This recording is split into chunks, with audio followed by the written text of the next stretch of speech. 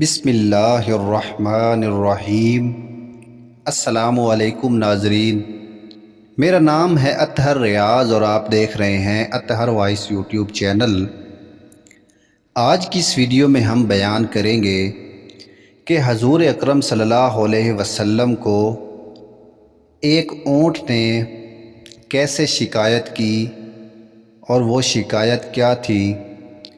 تو جو دوست ہمارے اس یوٹیوب چینل پر نئے ہیں ان سے گزارش ہے کہ ہمارے اس یوٹیوب چینل کو سبسکرائب کریں۔ مدینہ منورہ میں انصار اونٹ کے ذریعے کنویں سے پانی نکالا کرتے تھے۔ اس قصہ میں غور کریں جو حضرت انس بن مالک رضی اللہ تعالیٰ عنہ روایت کرتے ہیں کہ اہل مدینہ کا ایک اونٹ تھا جس کے ذریعے وہ کنویں سے پانی نکالا کرتے تھے۔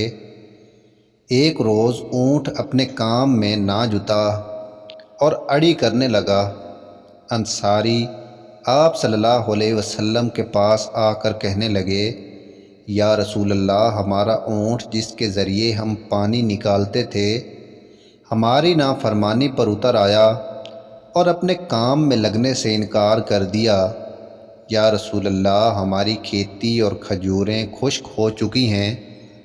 آپ صلی اللہ علیہ وسلم نے صحابہ کرام سے فرمایا، وہ کھڑے ہو گئے اور اس باغ میں داخل ہو گئے جس میں اونٹ تھا، یا اس جگہ میں داخل ہو گئے جسے اونٹ کی راحت کے سبب دیواروں میں محصور کر دیا تھا۔ اونٹ ایک جانب کھڑا تھا، آپ صلی اللہ علیہ وسلم اس کی طرف بڑھے تو انصار عرض کرنے لگے، یا رسول اللہ، یہ تو باولے کتے کی طرح پاگل دکھائی دے رہا ہے۔ یا رسول اللہ، ہمیں تو یہ ڈر ہے کہ کہیں یہ آپ صلی اللہ علیہ وسلم پر حملہ ہی نہ کر دے۔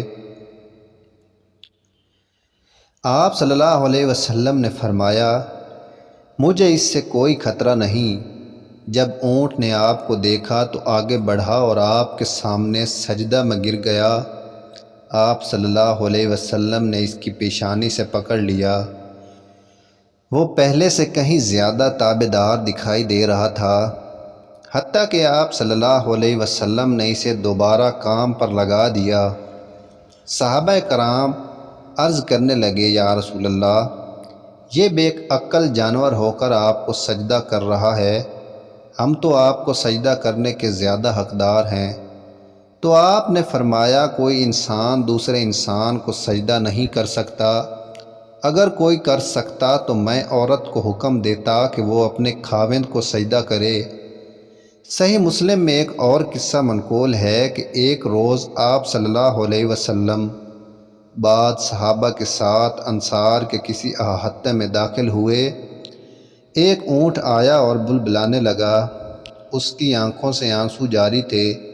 آپ صلی اللہ علیہ وسلم نے اس کے کوہان اور کان کے پیچھے کی ہڈی پر ہاتھ پھیرا تو اسے سکون آ گیا۔ آپ نے استفسار فرمایا کہ اس اونٹ کا مالک کون ہے؟ ایک انصاری نوجوان آگے بڑھے اور کہنے لگے، یا رسول اللہ، میرا ہے۔ آپ صلی اللہ علیہ وسلم نے فرمایا، کیا تو اس جانور کے بارے میں اللہ تعالیٰ سے نہیں ڈرتا جس نے تجھے اس کا مالک بنایا ہے؟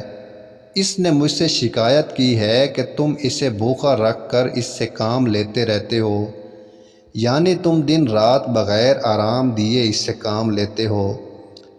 آپ صلی اللہ علیہ وسلم کے اس قسم کے معجزات آپ صلی اللہ علیہ وسلم کی نبوت کی نشانیاں ہیں جو ہر وقت اور ہر گھڑی یہ ثابت کرتے ہیں کہ آپ صلی اللہ علیہ وسلم رسول، صادق اور نبی برحق تھے۔